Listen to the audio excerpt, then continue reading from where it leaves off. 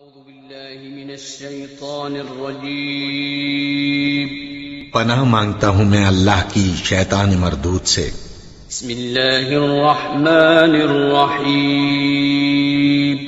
شروع اللہ کا نام لے کر جو بڑا مہربان نہایت رحم والا ہے۔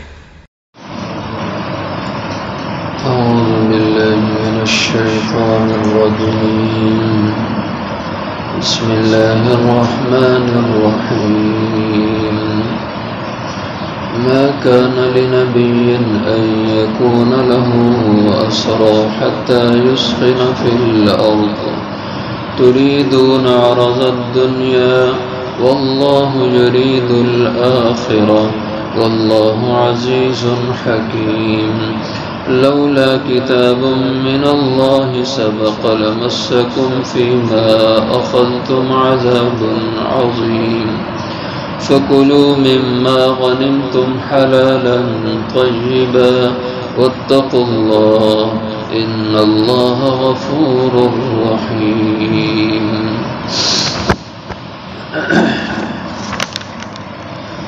ما كان لنبي نہیں ہے لائق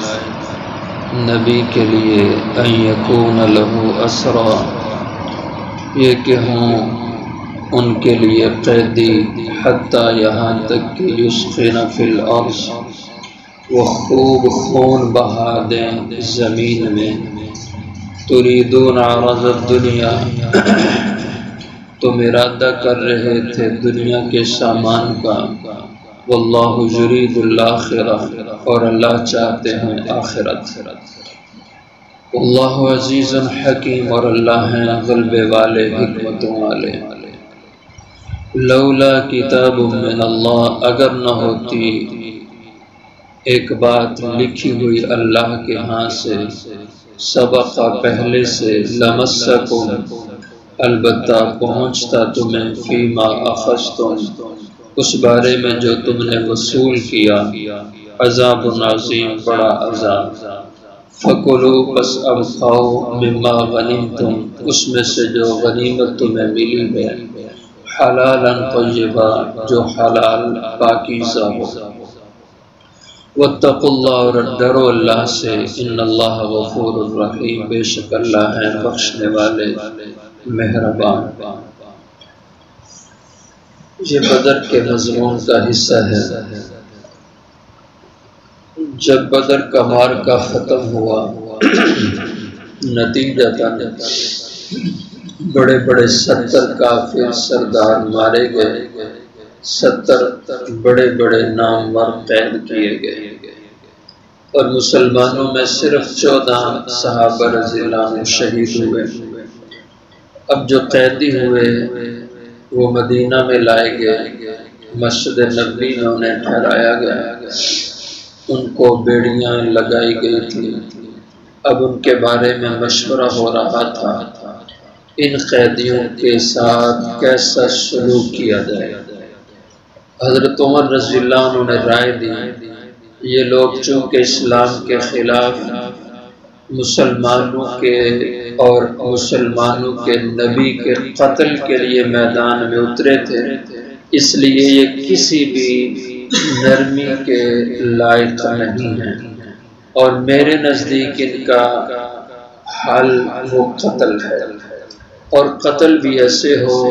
جو جس کا جتنا قریبی عزیز ہے وہ اسی کے حوالے کیا جائے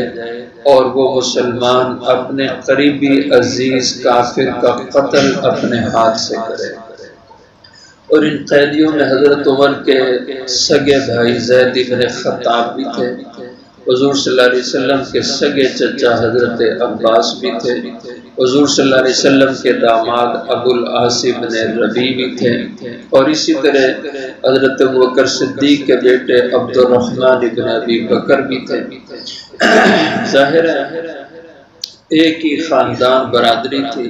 کچھ مسلمان تھے اور کچھ کافر تھے، اور وہ کافرینی کے رشتہ دار تعلق والے میدان میں اترے تھے۔ تو حضرت عمر نے فرمایا کہ ہر کافر رشتہ دار مسلمان رشتہ دار کے ہاتھ دیا جائے، وہ اپنے ہاتھ سے اس کا قتل کرے۔ حضرت سعد بن معاذ رضی اللہ عنہ نے بھی حضرت عمر کی تائید کی کہ یوں ہی کیا جائے۔ حضرت صدیق اکبر رضی اللہ عنہ خاموش تھے۔ حضور صلی اللہ علیہ وسلم نے فرمایا ابو بکر تم بھی رائے دو۔ حضرت ابو بکر رضی اللہ عنہ نے رائے دی، یا رسول اللہ صلی اللہ علیہ وسلم چونکہ یہ ہمارے پاس سب قید میں ہیں، ہمارے ہاتھ میں ہیں، اب ان کا ہم قتل کریں گے تو دنیا میں بدنامی ہوگی، لوگ کہیں گے کہ کیا تیر مارا انہوں نے، کتنے بہادر تھے، ہاتھ میں جو قیدی تھا اس کا قتل کیا۔ تو یہ ہماری شان کے لائق نہیں، ہماری حیثیت کے مطابق نہیں کہ ہاتھ میں قیدی موجود ہے اس کا قتل کا کیا فائدہ۔ تو میری رائے یہ ہے ان سے کوئی معاوضہ لے کر، فدیہ لے کر کے ان کو چھوڑ دیا جائے، شاید ان میں کچھ لوگ مسلمان ہو جائیں تو ایک تو فائدہ یہ ہوگا ان میں لوگ مسلمان ہوں گے، دوسرا فائدہ یہ ہوگا اس زر تعامل سے ہمارے لیے کچھ سامان حرب بھی جمع ہو جائے گا، ہمیں فائدہ ہوگا۔ تو حضور صلی اللہ علیہ وسلم نے یہ رائے سنی، دوسرے صحابہ سے رائے لی کہ ان دو آراء میں تم لوگوں کی رائے کس کے ساتھ ہے؟ تو اکثریت کی رائے حضرت ابو بکر کی رائے کے مطابق تھی، اس لیے حضور نے فیصلہ حضرت ابو بکر کی رائے کے مطابق دے دیا۔ لیکن اللہ کے ہاں جو فیصلہ پسندیدہ تھا وہ حضرت عمر رضی اللہ عنہ کی رائے والا تھا، اس پہ اللہ نے یہ آیات نازل فرمائیں، ما کان لنبی، نہیں ہے لائق، نہیں ہے مناسب کسی نبی کے لیے ان یکون لہ اسرا، یہ کہ ہو اس کے پاس قیدی، ان کی گرفت میں، ان کی قید میں قیدی موجود ہوں جو اللہ کے اور اللہ کے رسول کے اسلام کے دشمن ہیں، تو وہ ان کو ایسے ہی چھوڑ دیں، یہ نہیں مناسب۔ حتیٰ یسخن فی الارض، ہونا یہ چاہیے تھا یہاں تک کہ یسخن، وہ نبی خوب خون بہا دیتے ان کا فی الارض، زمین میں۔ یسخن اس کے معنی ہوتے ہیں کہ کسی کو لاغر اور کمزور اور بے بس کر دینا، تو اتنا ان کا خون بہاتے کہ جس سے کفر کی کمر ٹوٹ جاتی اور یہ کمزور اور بے بس ہو کے تمہارے سامنے رہ جاتے، اتنا نبی کو خون بہانا چاہیے تھا، یعنی کسی کو نہیں چھوڑنا چاہیے تھا۔ یہ اللہ کی منشا تھی۔ تریدون عرض الدنیا، تم چاہ رہے تھے دنیا کا سامان، کہ صحابہ جب بدر ختم ہوا غنیمت کا مال جمع کر رہے تھے اور قیدیوں کو جو فدیہ لے کر معاوضہ لے کر چھوڑا جا رہا تھا، اس میں ایک یہ بھی خیال تھا کہ چلو اس سے ہمیں مالی معاونت مل جائے گی، یہ مال غنیمت بہت سارا ہمیں حاصل ہو جائے گا۔ اس کو اللہ نے کہا کہ تم دنیا کا سامان چاہ رہے تھے، واللہ یرید الآخرہ، اللہ تو تمہاری آخرت چاہ رہے تھے، واللہ عزیز حکیم، اور اللہ ہے غلبے والے، حکمت والے۔ حضور اکرم صلی اللہ علیہ وسلم نے فیصلہ ایسے ہی فرمایا اور کہا کہ بھائی سارے اپنا اپنا فدیہ لو۔ اب ظاہر ہے جیبوں میں تو پیسے نہیں تھے، 400 درہم کی چاندی مقرر ہوئی کہ 400 درہم کے برابر جو چاندی بنتی ہے وہ سارے قیدی اپنا اپنا فدیہ ادا کریں۔ اب سب نے جن کے پاس موجود تھا وہ تو موقع پہ ادا کر دیے، جن کے پاس نہیں تھا تو مکہ میں پیغام انہوں نے اپنے عزیزوں کو، گھر والوں کو بھیجا، تو مکہ سے ان کے زر فدیہ کو ان کے رشتہ داروں نے مدینہ میں پہنچایا، پھر ان کی رہائی ہوئی۔ ان میں ابو العاص حضور کے داماد تھے، حضرت زینب کے خامد تھے، تو جب ان کے گھر پیغام گیا تو حضرت زینب نے اپنا زیور جو ہار حضرت خدیجہ نے ان کو شادی میں دیا تھا، وہی ہار حضرت زینب نے اپنے خامد ابو العاص کی رہائی کے لیے بھیجا۔ جب حضور نے وہ ہار دیکھا تو آپ بے تاب ہو گئے، حضرت خدیجہ سے آپ کو بے پناہ محبت تھی، تو حضرت خدیجہ کے ہاتھ کا دیا ہوا وہ ہار حضور سے دیکھا نہ گیا، تو صحابہ سے فرمایا کہ کیا ہی اچھا ہو اگر یہ ہار تم واپس کر دو، اور یہ خدیجہ کی یاد ہے زینب کے پاس، تو خوشی سے سارے صحابہ نے کہا ہم اپنا حق ابو العاص کو معاف کرتے ہیں، آپ یہ ہار ان کو واپس کر دیں۔ حضرت عباس حضور کے چچا بھی تھے، حضور نے ان سے کہا اپنا بھی فدیہ دو اور اپنے 2 بھتیجوں کا بھی فدیہ دو۔ عقیل ابن ابی طالب بھی قید میں تھے اور حارث ابن نوفل یہ بھی قید میں تھے، اور یہ دونوں حضور کے سگے چچا زاد تھے اور حضرت عباس کے سگے بھتیجے تھے۔ حضور نے فرمایا ان کا بھی تم نے فدیہ ادا کرنا ہے۔ تو حضرت عباس نے جیب سے کچھ چاندی نکالی، وہ چاندی لے کے آئے تھے خرچے کے لیے کہ لشکر پہ خرچ کریں گے۔ تو حضور نے فرمایا یہ تو تھوڑی ہے، کہا کہ میرے پاس اس کے سوا تو کچھ نہیں ہے، اور بھتیجے اتنا بوجھ مجھ پہ نہ ڈال کہ میں اگلی ساری زندگی بھیک مانگتا رہوں، چونکہ 3 فدیے تھے، اپنا بھی فدیہ 2 بھتیجوں کا بھی فدیہ حضور نے کہا۔ تو حضور اکرم صلی اللہ علیہ وسلم نے فرمایا کہ چچا کیسی بات کہتے ہو، تم کہہ رہے ہو میرے پاس کچھ نہیں ہے، تو جب تم گھر سے نکلنے لگے تو اپنی بیوی ام الفضل کو تم اتنا سونا چاندی دے کے آئے تھے، اور وہ گھر میں فلاں جگہ پہ پڑا ہوا ہے، وہ نہیں ہے تمہارے پاس۔ تو حضرت عباس چونک گئے کہ اس کا تو پتہ مجھے اور میری بیوی کے سوا کسی کو نہیں ہے، آپ کو کیسے پتہ چلا؟ حضور نے فرمایا کہ مجھے میرے رب نے بتایا۔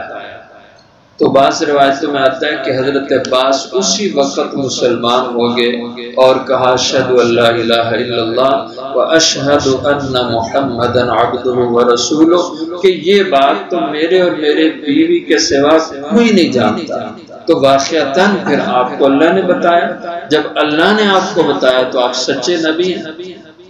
تو بہرحال یہ فدیہ دے کر حضور نے چھوڑ دیا ان کو، اور فائدہ ہوا اس کا کہ بہت سارے یہ قیدی بعد میں مسلمان ہو گئے۔ حضرت عباس بھی مسلمان، عقیل بھی مسلمان، یہ سب بڑے بڑے چند ایک تھے جو اسلام نہیں لا سکے، باقی اکثریت ان قیدیوں کی مسلمان ہو گئی۔ لیکن اللہ کی منشا یہ نہیں تھی، اللہ اور چاہتے تھے، تو اس پہ اللہ نے فرمایا لولا کتاب من اللہ، اگر نہ ہوتی لکھی ہوئی یہ بات اللہ کی طرف سے سبق پہلے سے، لمسکم فیما اخذتم، کیا پہلے سے لکھی بات تھی کہ جس کی وجہ سے اس فیصلے پہ اللہ کی پکڑ نہیں آئی؟ تو اس کی بہت ساری تفسیریں اہل علم نے بیان کی ہیں۔ ایک تو یہ ہے کہ اللہ نے یہ طے کر لیا تھا کہ جب تک نبی معاشرے میں لوگوں میں موجود ہیں، ان سے کوئی بڑی سے بڑی غلطی بھی ہو جائے، نبی کے ہوتے ہوئے اللہ ان کو عذاب میں مبتلا نہیں کریں گے۔ تو اب غلطی بڑی تھی، لیکن حضور کے ہوتے ہوئے اللہ نے عذاب سے تمہیں بچا لیا۔ اور یہ ہے کہ اللہ کی طرف سے پہلے سے لکھی ہوئی بات یہ تھی کہ چونکہ یہ سارے بدری صحابہ تھے، اور اللہ نے پہلے سے یہ طے کر دیا تھا کہ بدری صحابہ سے جیسی بھی غلطی ہو جائے، اللہ کی طرف سے یہ سارے کے سارے معاف کیے ہوئے ہیں اور بخشے ہوئے ہیں، لہذا اس کی برکت سے اللہ نے تم پہ اس کی گرفت نہیں فرمائی۔ اور بھی اہل علم نے باتیں لکھی ہیں۔ تو اگر نہ ہوتی لکھی ہوئی اللہ کی طرف سے یہ بات پہلے سے، تو کیا ہوتا؟ لمسکم، البتہ پہنچتا تمہیں فیما اخذتم، اس بابت جو تم نے یہ فدیہ وصول کیا، عذاب العظیم، بڑا عذاب پہنچتا۔ فکلوا، بس اب کھاؤ۔ تو جب یہ فدیہ لے لیا، اس پہ اللہ کی طرف سے یہ ڈانٹ آ گئی تو صحابہ ڈر گئے، اس کو ایسے ہی چھوڑ دیا کہ ڈر گئے کہ یہ اب ہم استعمال نہیں کر سکتے پیسہ جو یہ فدیے میں لیا گیا۔ تو اللہ نے اس کے بارے میں فرمایا کہ نہیں، یہ تو غنیمت کا مال ہے، یہ تو پاک مال ہے، فکلوا، بس اس کو کھاؤ، مما غنیمتم، یہ اس میں سے ہے جو غنیمت تمہیں اللہ نے دی، لیکن غنیمتوں میں یہ خیال رکھنا ہے حلالا طیبا، وہ کھانا ہے جو حلال بھی ہو اور طیب بھی ہو۔ حلال کا مطلب ہوتا ہے جس کو شریعت نے جس کا استعمال صحیح بتلایا ہو، اس کو حرام نہ کہا ہو۔ طیب کا معنی مفہوم یہ ہوتا ہے کہ جو حلال ہو لیکن اس میں کسی انسان کا حق متعلق نہ ہو۔ مثلا اللہ تعالیٰ نے گندم حلال کی ہے اور دیگر جنس کی چیزیں جو ہم استعمال میں لاتے ہیں حلال ہیں، یہ حلال ہیں، لیکن ایسا نہ ہو کہ کسی کی چیز چوری کر کے لا رہا ہو۔ چیز تو حلال ہے لیکن چوری کی تو یہ طیب نہیں رہے گی، لہذا اس کا استعمال نہیں کیا جا سکتا۔ اس لیے کہ اللہ نے دو چیزیں شرط قرار دی، حلالا طیبا، وہ چیزیں کھاؤ جو حلال بھی ہوں، طیبا پاک بھی ہوں۔ پاک کا مطلب کہ اس چیز میں کسی اور کا حق متعلق نہ ہو۔ واتقوا اللہ، اور ڈرتے رہا کرو اللہ کے حکموں کے معاملے میں، اللہ کے حکم میں کوئی غلطی نہ ہو جائے۔ ان اللہ غفور الرحیم، ہاں جو غلطی ہو جائے تو توبہ کر لو تو بے شک اللہ معاف کرنے والے ہیں اور رحیم بہت مہربان ہیں۔ جب کوئی معافی مانگ لے تو اللہ اس کو معاف کر دیتے ہیں، یہ اس کی مہربانی ہے، اس لیے وہ معاف بھی کرنے والے ہیں، رحیم مہربان بھی۔